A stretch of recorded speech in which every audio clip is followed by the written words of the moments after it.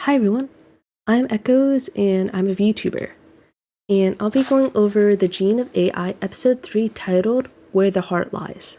Before I get started, I just want to let you know that I'll just be using my PNT tuber a little bit longer until able to get my computer fixed. In order to handle more software that requires high-end processing. So yeah, and let's get started. So in the beginning of this episode, or this episode overall, talks a lot about the relationship between humans and humanoids with commercial robots, which is the third type of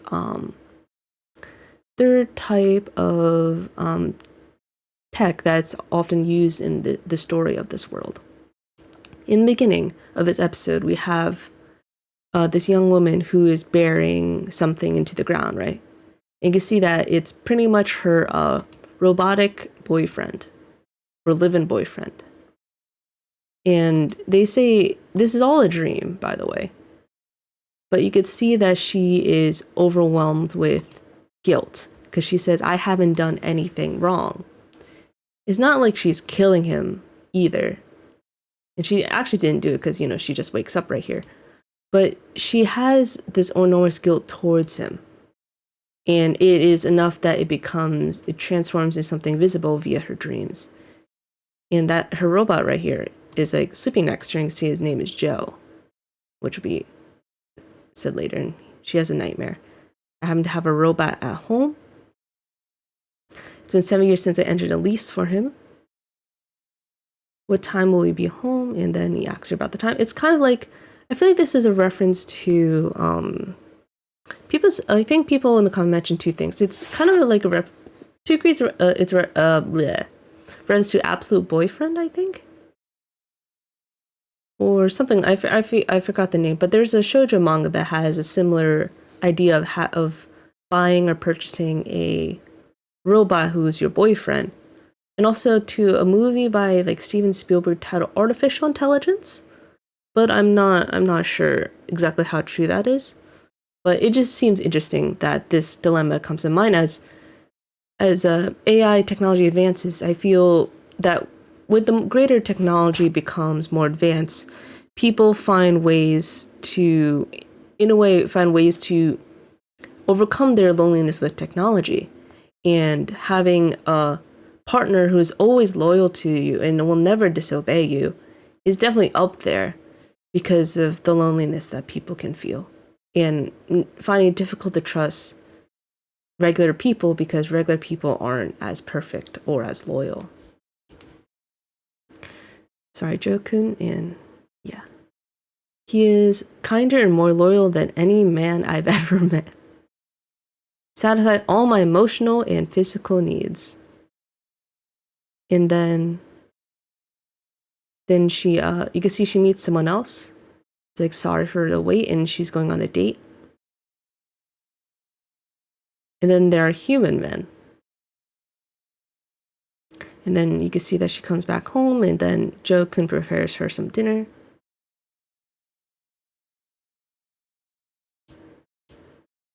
And then she's kind of tired. There's so much work left. Had trouble wrapping up, I had to stay overtime. Rest at the station. In 7 years. See me happy, sad, and everything. Wondering if this may be time for a new chapter for you. So in a way, he's showing that like it's been such a long time that he hopes that she'll do something else instead. And what do you think? And then you see she's crying here. Don't cry. And apologize to him. I've fallen in love. It's a wonderful thing.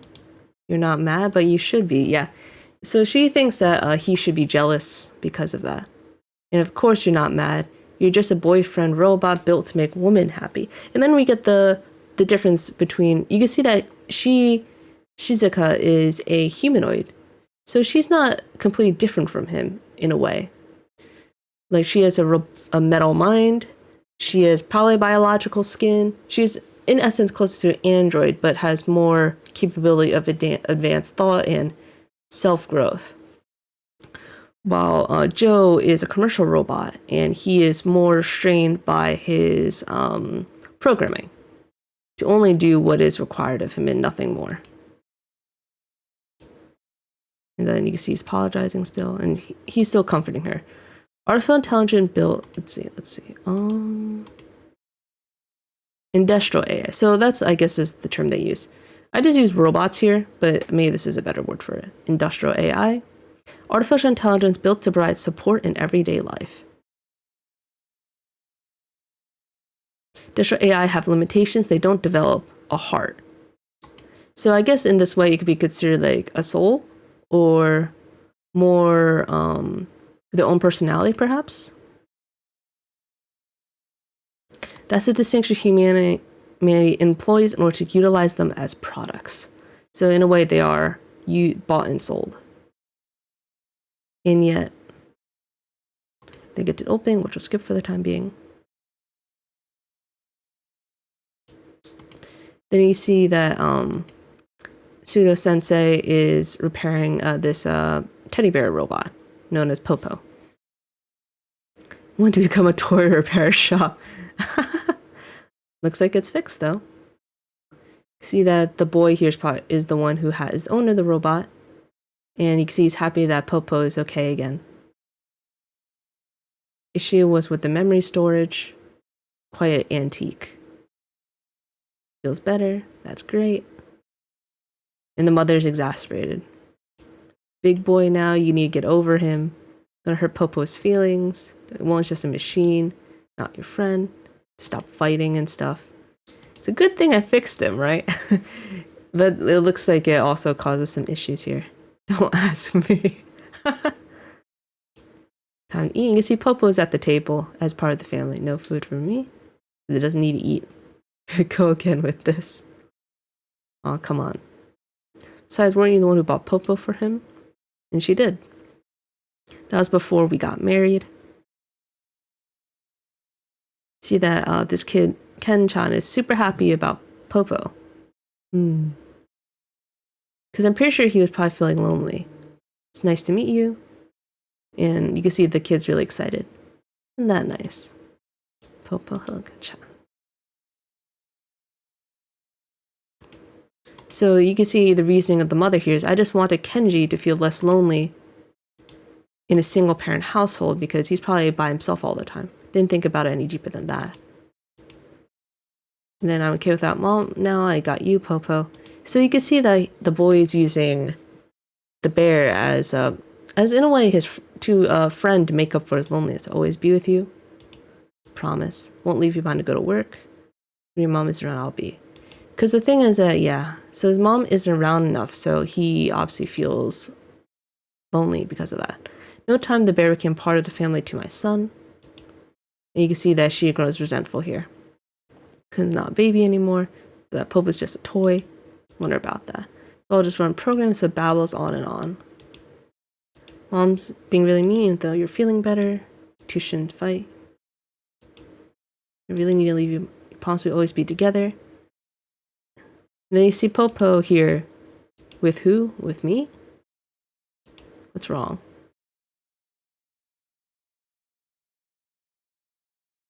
And then you see the bear mentions Yuki-chan, and then he gets confused. And then he's brought again to the clinic. Broke again.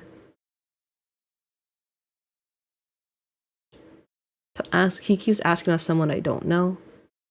I'm not weird.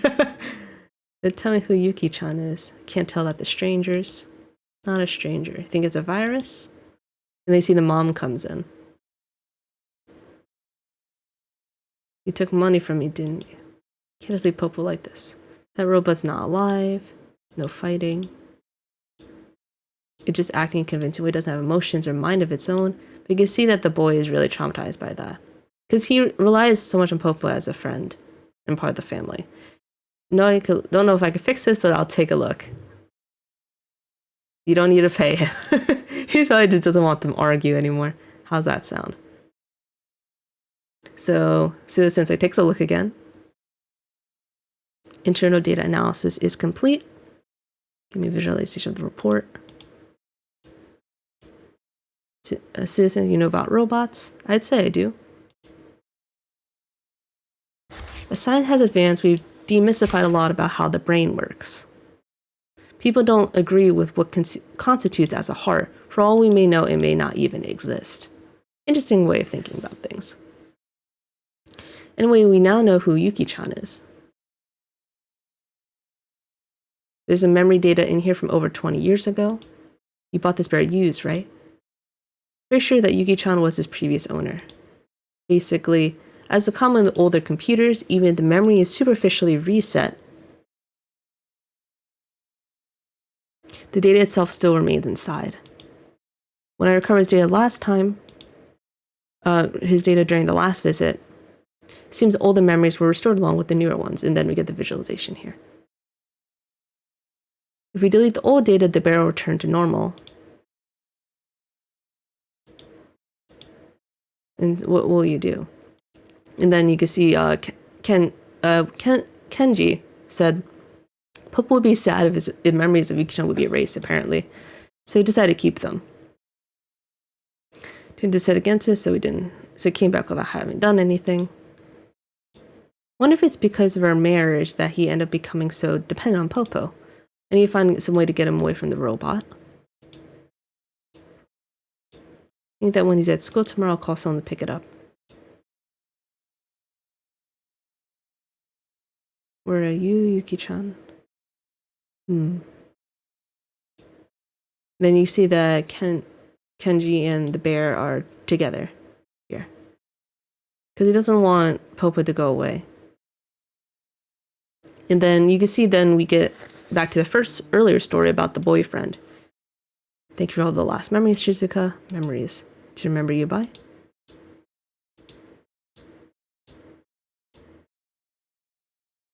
And then he decides to ask the robot, because they're both commercial robots. So it would make sense to, I guess, ask a robot about another robot, I guess. This is goodbye. And then she's saying goodbye to Joe. Thanks for choosing our service. Contract for rental robot Joe comes to end as of today. Date of my time will be restored at our company's server for 5 years. Utilize our continue option. What about after 5 years? All memories vanish with time, Shizuka. I feel like this is a really interesting way of putting things. He ran away. He hasn't been to the clinic. And then, yeah, the mom probably realizes that what happened. You can see that lady leaves, and then the boy comes here to ask the robot. Boyfriend, can I help you with something? Best lover delivery. That's a way to put it. Well, aren't you sad?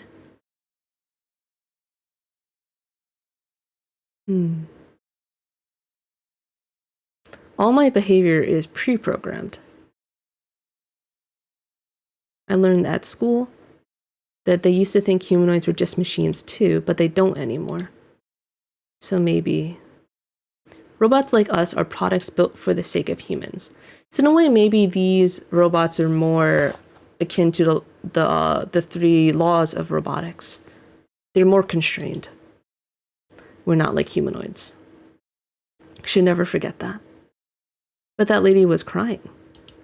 It's not like people cry when they throw away old toothbrushes. That's also true. So I was thinking that robots must have hearts too. You got a point. To her, it probably did seem to have a heart. Who might you be? He's asking about Popo. Hi there, Popo. You got a wonderful client. Yep, Ken-chan's really nice.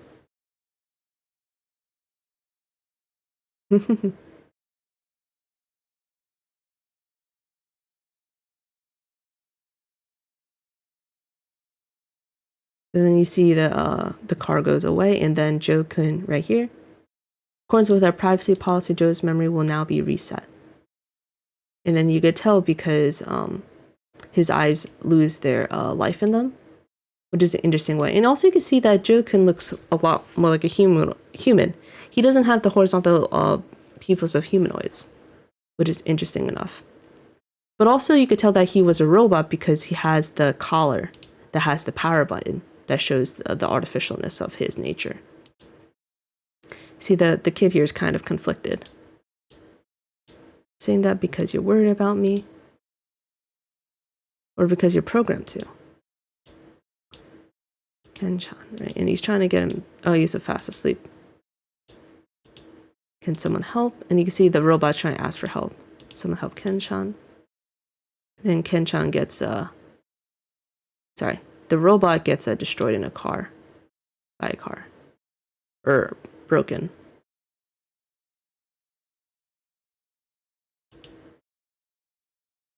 And you see the poor boy is traumatized. So he is grieving right here with his mom. It's my fault. Wasn't paying attention.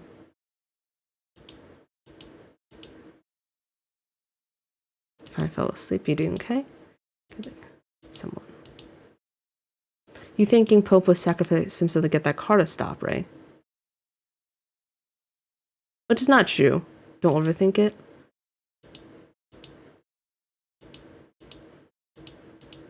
Let's take him to the hospital, which is back to the Dr. Suda-sensei again.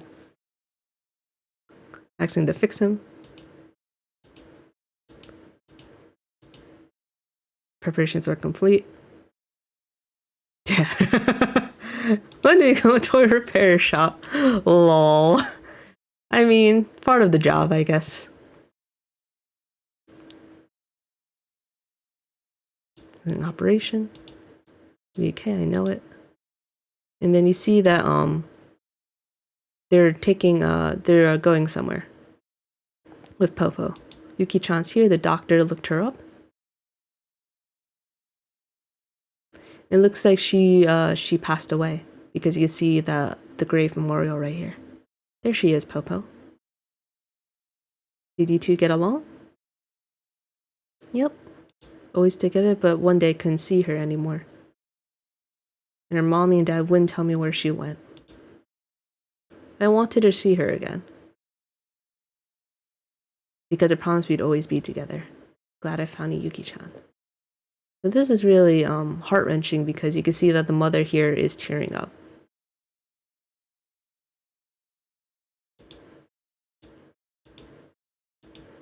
And the mom is talking to him. Robots don't have hearts, huh? I don't know. And then you can see that she changed her mind. I'm not sure anymore now. And then you can see Ken-chan shows him the ocean. I've never seen it before. Pretty, huh? I knew it. And then you see that lady comes back and she says, before I knew it, think about Joe all the time. Honestly, I don't think that's a medical issue. Why not break up with your boyfriend and use a continue service? But how would Joe feel? Bro won't resent you, that's just not how it's built. Trying to give her a bit more of a reality check, but that doesn't mean I don't know how to face him. And then you can see she has a lot to think about. I thought you were one of the people who believe robots had hearts, Suda-sensei. When did I say that? My interest lies in providing the kind of medical help that only I can. It's that simple. So he is practical at the end of the day. So you want to grab something to eat? And you see that Joe Kun now is going to the apartment of another lady for using for Joe. Nice to meet you. And it's hard to tell if the lady is the same lady as before or a different person because they mentioned the continue service, but you can see here he has a very fond expression. So it could be implied either way, I guess. But yeah, this episode is just really interesting overall where we get two scenarios, right? We get the boyfriend, the robotic boyfriend, and then we get the robotic teddy bear. And in the end, they both want to improve the lives of whoever owns them, I guess. So different from humanoids, where commercial robots or industrial AI here, as they're said to be, mostly are meant to support human beings. So because of that support, they're considered products and only are there to serve, I suppose. But yeah, it's just an interesting dynamic, as even humanoids rely on them, which is I find kind of interesting because typically you'd imagine that only humans would rely on robots, right? But having robots rely on other robots is interesting, even if humanoids are more considered androids, I guess.